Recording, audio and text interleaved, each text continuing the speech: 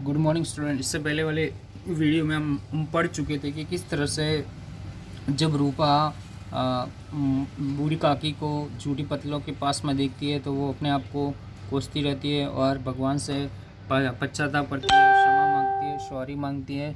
अब आगे पढ़ते हैं हम।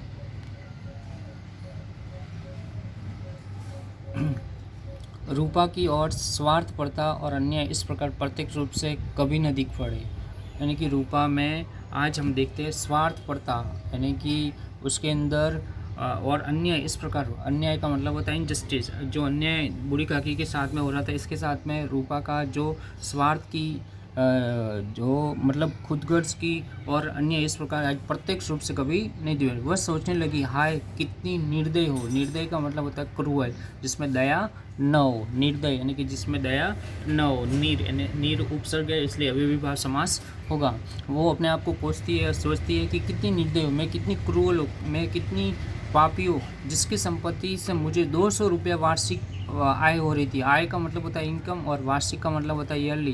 यानी कि जो बूढ़ी काकी की जो प्रॉपर्टी थी उससे उसको ईयरली 200 रुपये इनकम हो रही थी। उसकी यह दुर्गति, दूर का मतलब होता है बुरी दशा, बुरी स्थिति, बैड सिचुएशन जिसको इंग्लिश में कहते हैं, ये बुरी। वो सोच रही है कि जिसने अपनी संपत्ति हमारे नाम की और जिसकी प्रॉपर्टी से, जिसकी संपत्ति से मुझे 200 रुपये वार्षिक इनकम हो रही है, उसकी आज यह कैसी दुर्गति होती है, कैसी स्थिति है, खराब स्थिति। और मेरे कारण, वो भी किसके कारण, मेरे कारण, क्योंकि अगर वो चाहती तो उसको भोजन दे सकती थी।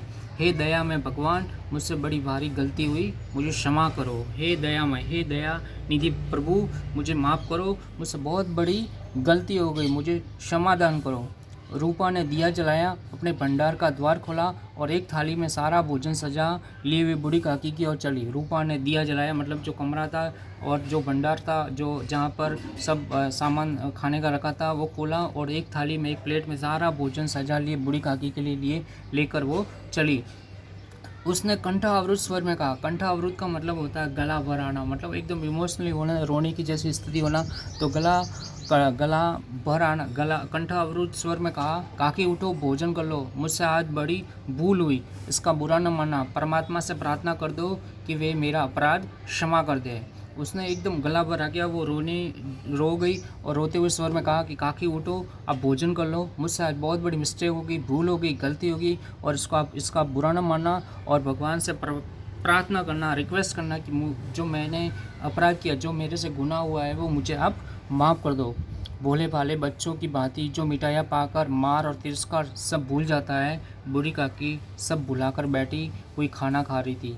जैसे भोले भाले बच्चे होते हैं, छोटे छोटे बच्चे होते हैं, उनको अगर आप मारते हो, डांटते हो, लेकिन जब आप उनको चॉकलेट, मिठाइयाँ या कुछ दे करके देते हो तो वो बच्चे बिल्कुल निराप धो करके सब कुछ भूल जाता है। तो उसी प्रकार बच्चों की भांति जो बूढ़ी काकी थी, वो भी मिठाइयाँ पाकर उसको जो मार पड़ी थी, उसका जो तिरस्कार का मतलब होता है अपमान, जो इंसल्ट होती है, वो सब कुछ भूल गई और बूढ़ी काकी बैठकर खाना खा रही थी।